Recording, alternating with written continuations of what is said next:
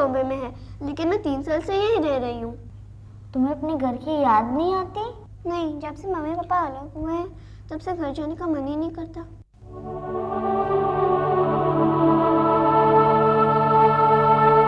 खुशबू, आओ अब मैं तुम्हें प्लेग्राउंड दिखाती हूँ।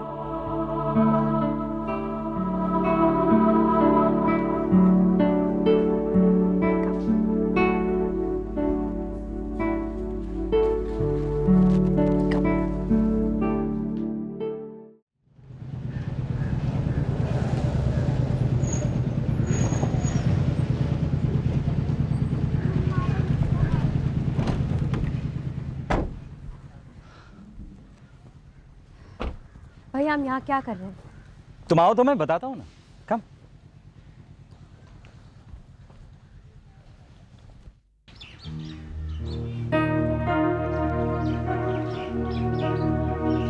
क्या है राधिका कि कुछ बातें जो घर की चारदीवारी में समझ में नहीं आती, वो खुली हवा में समझ में आ जाती हैं। भैया हम करण के बारे में बात नहीं करने वाले ना।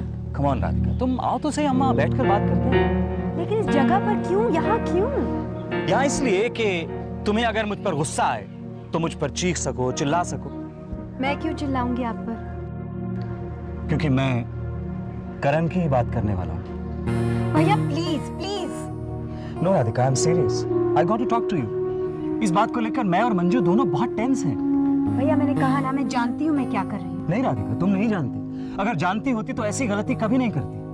और फिर सवाल सिर्फ तुम्हारी जिंदगी का नहीं है, करण की पत्नी है, उसकी बेटी है, उनके बारे में तुमने कभी सोचा? भैया करण की शादी टूटने की वजह मैं नहीं हूँ। करण मेरे पास तब आया जब उसे इस बात का एहसास हुआ कि शिवानी और उसका रिश्ता कभी कामयाब नहीं हो सकता। तुमने कभी सोचा नहीं कि जो आदमी एक औरत को इतनी आसानी से छोड़ सकता है, वो दूसरी औरत को भी उतनी ही आसानी से छोड़ सकता है? ऑफ कोर्स तुम बड़ी हो गई हो, इंडिपेंडेंट हो, अपने डिसीजन खुद लेती हो, लेकिन भैया करण से प्यार करना एक डिसीजन नहीं था, प्यार हो जाता है। लेकिन ये जिद कि तुम किसी और की खुशी को रौंद कर ही करण के साथ जिंदगी गुजारना चाहती हो, ये तो डिसीजन है ना। और राधिका ये गलत है।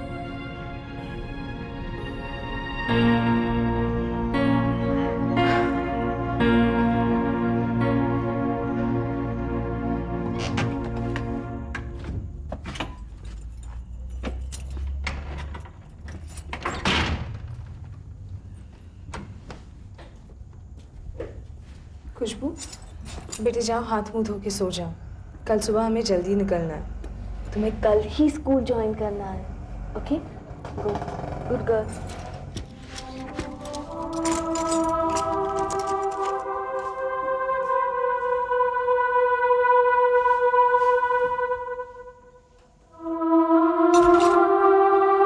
खुशबू, क्या हुआ? बैठ क्यों गई? क्या बात है बेटी? चुप क्यों? मामा को नहीं बताओगी? Good night mummy.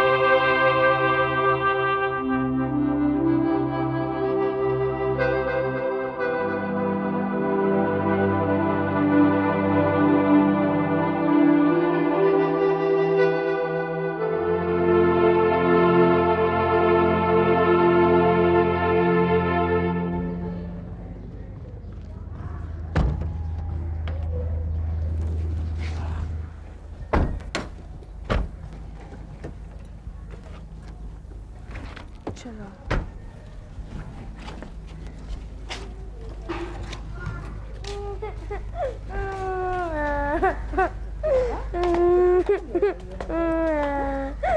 मैं वापस संडे को आऊंगी ना। तृप्ति बेटा रोते नहीं बेटा, मैं आपको संडे लेने आ जाऊंगी ना, फिर क्यों रो रही हो? रोना नहीं बेटा, मैं संडे को आ जाऊंगी। हाँ देखो, चुप हो जाओ, चुप हो जाओ, चुप हो जाओ, मैं वापस संडे को आऊंगी।